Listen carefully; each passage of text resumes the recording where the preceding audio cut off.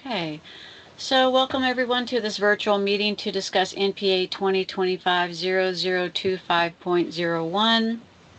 If you haven't done so already, if you could let us know who's here by typing your name in the chat box, and if you're associated with an organization, if you could include that as well. Please mute your microphone, and if you start having audio and visual problems, if you could turn off your video, that helps save bandwidth. This meeting is being recorded and will be posted to the publicinput.com/neighborhood plan amendment cases website. If you do not want your image viewed publicly, please turn off your camera. So as you know, this is in the Oak Hill Combined Neighborhood Planning Area, the East Oak Hill part of the plan.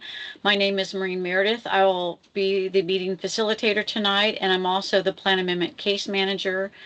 Marcel Boudreau is the zoning case manager, and also from the planning department tonight is Chase Gonsolin. He is going to be assisting me tonight and taking notes. The agenda tonight, I'll go over basic case information, guidelines for group discussion, how to participate in this process, why is there a plan amendment application, what is a future land use map. After my presentation, the applicant's agent will do a presentation, and then be available for the Q&A session of the meetings. So the basic NPA case information is the property addresses are 4980, 5016, 5020 and a half, and 5030 West US 290 Highway westbound. It is 7.008 acres. Plan amendment case numbers NPA 2025-0025.02. The project name is Southtown. The request is to change the future land use map from commercial to mixed-use land use. There is an associated zoning case number. It's C14 2025-0079. The request is to rezone the property from CSCONP, which is General Commercial Services District, Conditional Overlay Combining District Neighborhood Plan, to CSMUV-NP, which is General Commercial Services District, Mixed Use Combining District, Vertical Mixed Use Building Combining District, Neighborhood Plan. Property owner applicant is Lammy Southtown Ltd. The agent is Richard T. Suttle Jr. from Armbruster Brown. So guidelines for group discussion. You can type your questions into the chat at any time during this presentation. After staff and applicant presentations, if you like to speak, you can raise your hand by clicking the hand symbol in the menu bar. If we get any telephone participants later on in the meeting, I'll call out the last 4 digits of their phone number when we're ready to have them ask their questions. And as usual, we ask you to be respectful to each other during the meeting. So as I mentioned, this meeting has been recorded, and this is the website again where the recorded meeting will be posted. You can call or email me or Marcel with any questions or comments that you have. If you provide written comments, we'll include them in the staff case reports when the cases are ready to go before Planning Commission and City Council. When the cases are scheduled for Planning Commission and City Council, if you live within 500 feet of the property, you'll get a notice in the mail on the date and time of the public hearings and how to participate in the meetings both virtually and in person. So why is there a plan amendment application? So neighborhood plans are adopted by City Council as amendments to the Imagine Austin Comprehensive Plan. City Charter requires zoning changes to be consistent with the Comprehensive Plan. And most neighborhood plan amendments are amendments to the plan's future land use map, also called a FLUM, and most have an associated zoning application. This map shows the areas in blue that have City Council approved neighborhood plans. All of these planning areas have a document that states the vision and goals of the planning area, and most of which also have a future land use map where these colors represent broad land uses. For example, on the property right now, it has commercial land use, which is shown in red, and the proposed land use is mixed use, which is designated in brown. This is a zoomed in part of the future land use map in the previous slide. This is an aerial photo that shows the property is an existing sort of strip mall with some retail services. The property is in the drinking water protection zone and in the Edwards Aquifer Recharge Zone. This is the aerial photo with the future land use map overlaid. A zoning map that shows the property zone CSCONP. Just a Google screenshot that shows the property and some of the surrounding uses. Just a screenshot from Google Maps from the service road, shows the shopping center. This is the Imagine Austin Growth Concept Map, where these colors represent regional centers, town centers, neighborhood centers, and also activity corridors. The property is not really near any activity centers or corridors. This map shows public transportation near the property. You can see mostly along the service roads there. And that ends my presentation. I'll stop sharing my screen. All right, my turn. Yes. Kelly, I hit share. Kelly's going to help me drive here, and it's going to be very unimpressive because yours is always so good, Maureen. So share contact window. Yeah, you should have 4 windows up in your PowerPoint right there. Yay! So hi y'all, my name is Richard Settle. And I'm here with Kelly Wright, and we're helping the Lamy family go through the zoning case. What you see, I'll just go real quick through the screen and we'll start the discussion, but this is just includes the addresses and the plan amendment numbers. Not as good as, well, let's see, how do I go to the next one? There we go. Not as good as Maureen's, but y'all all know where the Best Buy is. That's the site, about 7 acres. That's the aerial showing it. That's the current zoning. We're CSCONP. And the land use map as y'all know it. That's the site, and that's it. So there. Now, how do I stop sharing? Look out of there. What? Back to your Zoom. Up here? Right there. Look out of there. Now let's go back to your Zoom. Yeah. Okay. Stop sharing, right? Yes. So anyway, it's a fairly simple concept. The family leases this to Best Buy right now. As that lease matures, they're trying to plan for optionality. One option that they kind of like is if Best Buy does not continue to lease there, they want the option to provide some housing. And by putting the MUV on it, it would allow the option to put housing, and it would be of course, a multifamily style project. And I don't think anybody's done any calculations. I know that the Lamys have said they'd love to get a lot of units on it. I mean, up to 1,000. But I don't know that anybody's done any planning on that or knows how many could actually be there. Some cases are more complicated than others. This one is fairly straightforward and pretty simple. We're asking to add the MU to be able to have the flexibility to do residential. And that is truly really all we've got right now. We'd like to hear folks from the neighborhood, how would this be received? What are some of the good things? What are some of the concerning things that would go if we were to add residential as an option to the site?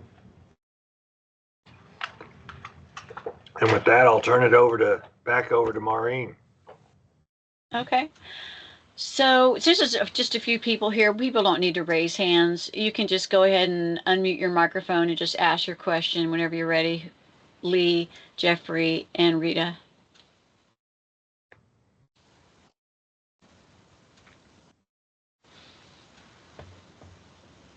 This is Lee Ziegler. I put a few questions in the chat box, and those are the primary concerns that we've come up with, having very little information. But since you mentioned the Best Buy, which is one of the foundation establishments that offers great benefit to the area, we'd hate to see them go. But it would be good to know when their lease is up or renewable, since that's the timeline that you're referencing.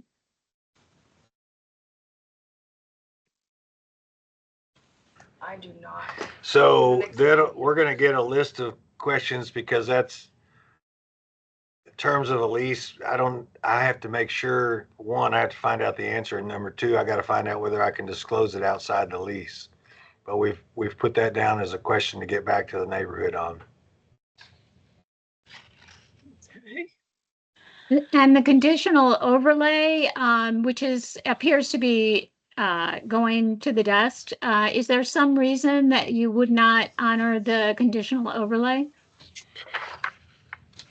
Yeah, it's just something we just left out of our proposed zoning, that we're willing to work with neighbors and Yeah. staff as we go through this process of what's important. When this was originally zoned for this type of use, I think there was a lot of prohibited uses and a traffic limitation and limitation of a construction sales and services.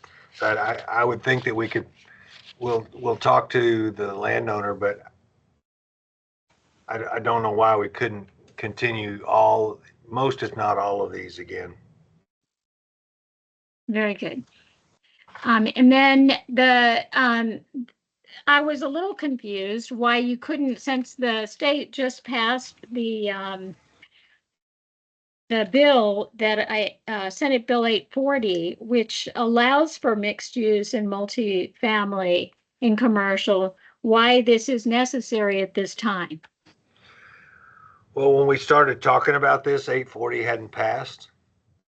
And so we just continued on with this post 840. I mean, 840 would be an option. And if that is easier on the neighborhood, we could go back, and nobody really knows how 840 is going to work. That's right. So kind of the process we know versus the process we don't know is the answer today. And yet 840 would preempt whatever, so whatever benefits are there, they would come into play. So it might be safer to just choose one. It might be. 840 is pretty. It's a blunt force option. I mean, and we're not asking for any more height than what we have today, which is a 60-foot height limitation. But wouldn't that be granted automatically by the change to go up to, what is it, 130 feet in certain instances? That would be, You choose gone. yeah. I don't, everything's changed. It's on its head now. I don't think that is an option unless we change to a different zoning category. But right now, the plan is to stick with the 60-foot height limitation. That would be important. The height limitation would be important to the neighborhood, I think. Within, I mean, it's far enough on it's in an area that's not, certainly 60 feet's no problem. But going to the higher heights, we already have that in the area. Sure. Well, what do y'all have that's higher? The home, what is it called? Home, back home, on home, at home. The at home is higher. Oh, they get some height on that one? They do. Well, right now, and this always changes with owners and attitudes and all, but right now, our guy's told us 60 feet is what he wants. So your guy would be willing to put that into the amendment? Yeah, I would think. It's what's allowed right It's now. what's What we're allowed right now, proposing. yeah. Under the MUB, that's Yeah, all that's allowed. if you wanted belt and suspenders, we'll ask him about that. Yes. Okay. And well, that pretty much, except for the parking, I was a little confused by the drawings and the map, just because I'm not familiar that with the detail. Does that include part of the parking lot for Sam's? No, I don't think it goes that far over. And It's got that weird little arm that comes down that's kind of right there on the edge of that Sam's, but not technically the Sam's parking spaces, right like that. yeah, Oh, okay. Okay. It's a little clearer. I see. and is that I saw old Applebee's, that's not included. That's just, right? How many buildings is he talking about? Just one big building with a parking garage? Just what? I don't think he's got that designed yet. He's, once he's got the green light on the use, he'll probably put a designer to it. And again, this all assumes if Best Buy decides to move on. Right. Well, but 1,000 units, 1,000 units, that's pretty big. So It is. And would this, you- It would have to structure park it. well, yeah, that's what I was thinking, because you're looking at 1,000 units. That's a pretty big building with however you want to do your parking, or if it's going to be 2 buildings, whatever the case is, it's just, that's a lot of building. He may find that he can't get 1,000 units on this site. Unless they go up. Would So this- it's, go ahead, Rita. would this housing project include affordable housing? I don't think so. Okay. You'll find I'm a fairly candid and blunt, straightforward person. If he does the MU by right, he's never talked about an affordable housing component to this.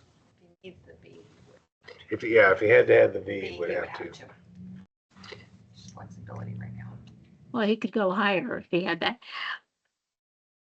It's very close to MOPAC, and the MOPAC extension hasn't really been defined well, at least not to my knowledge.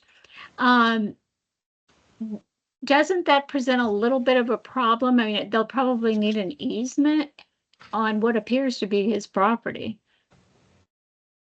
Yeah, nobody's approached him yet on it, but of course, those are always the surprises that come as you get a little farther down the project phase. It seems like this would be the time to, I guess with the city, barter for, I don't know. Well, now you're thinking logically, and the city usually doesn't do that.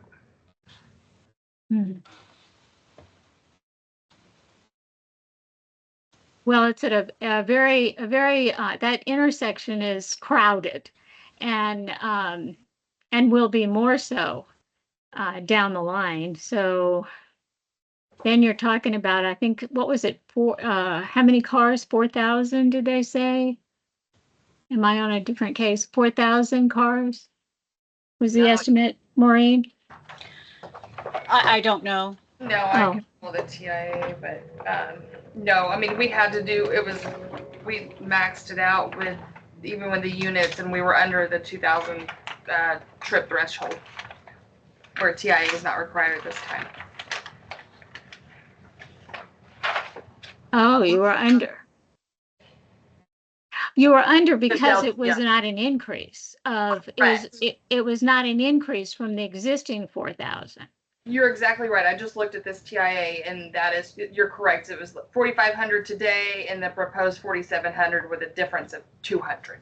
Right, which seems a little bit hypothetical because there's a lot of traffic. I don't know what they're going to eliminate, how they're going to, I mean, if it's all going to be multifamily housing, but that's unlikely.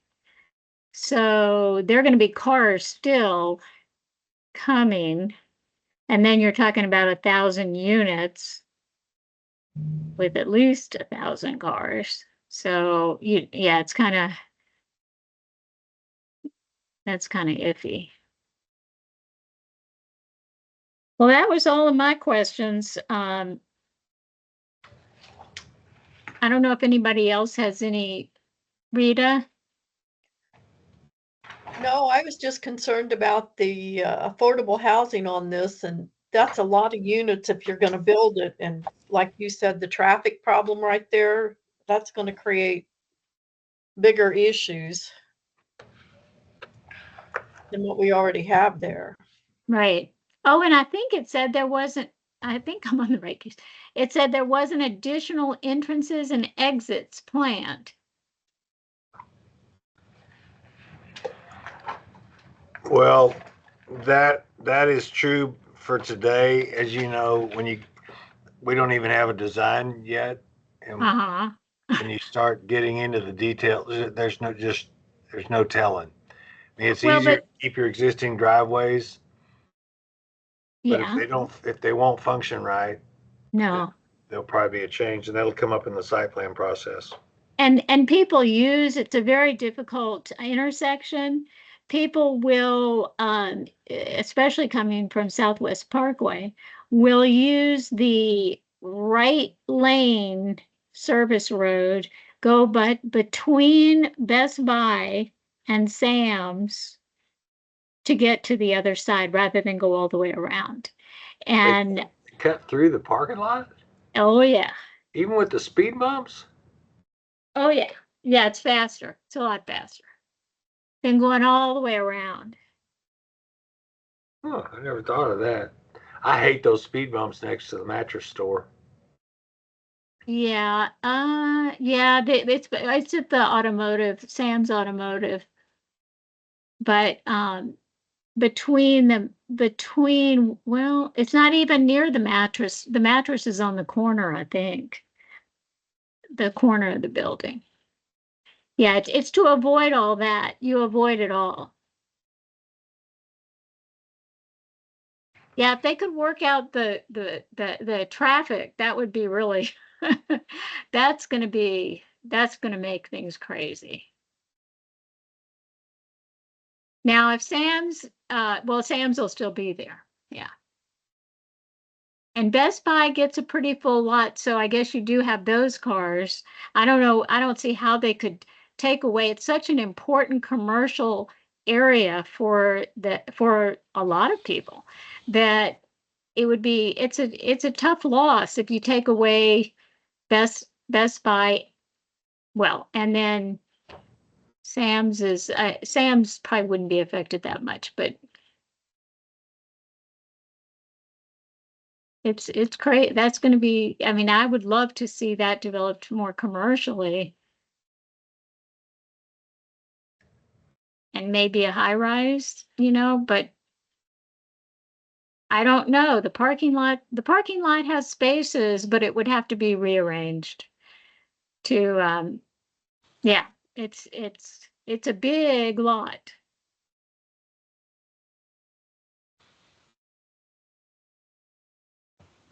And yet you all only go onto the side. You do have the side of, Serrano's. You're next to Serrano's, right? Yep. Yeah. And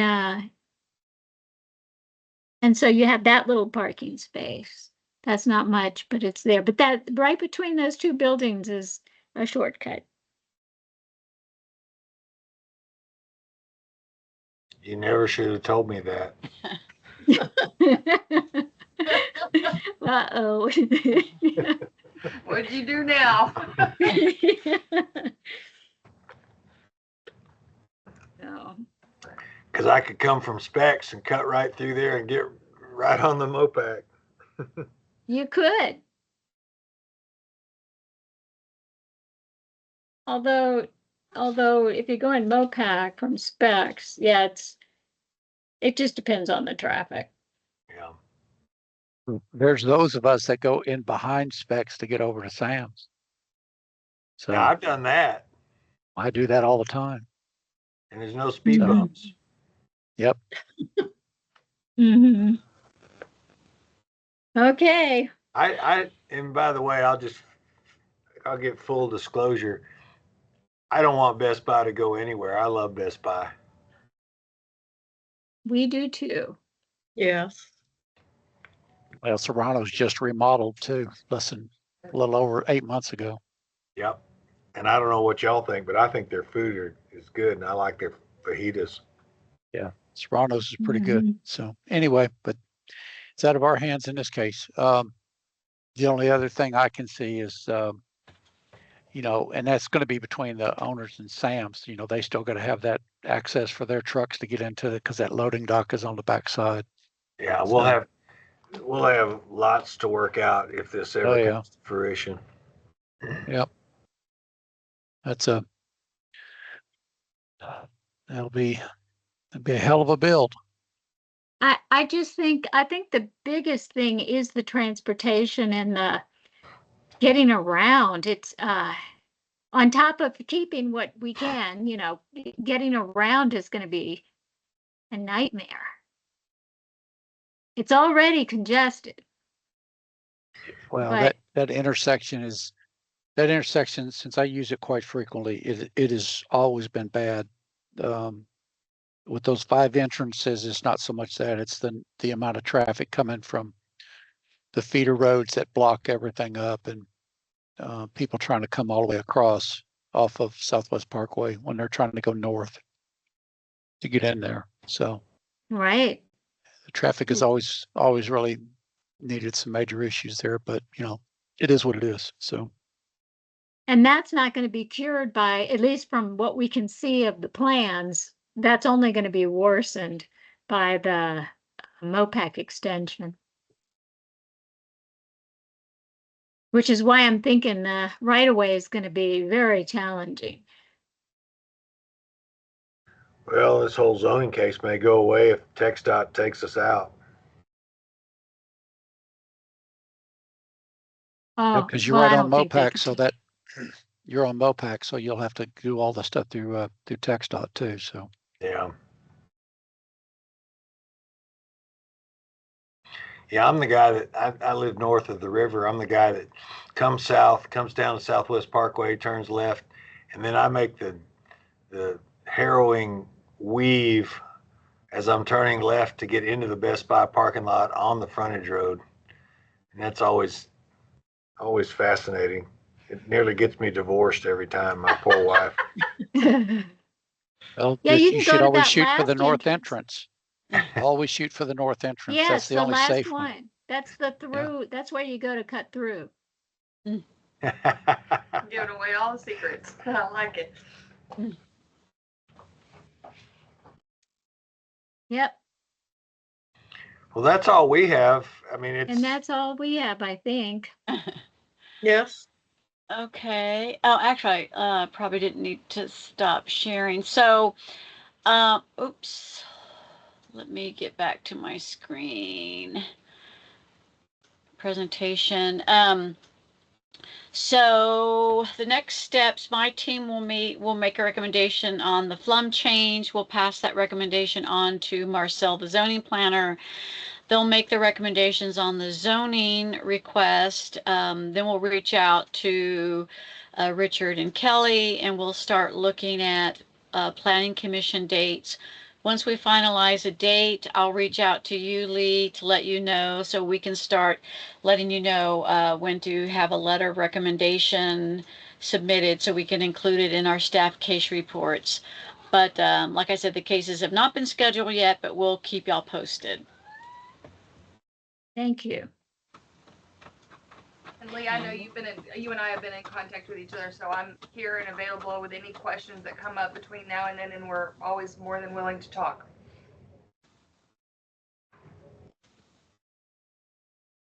Okay. Okay, if there's no more questions, I will end the meeting and I'll stop the recording. I'll do that now.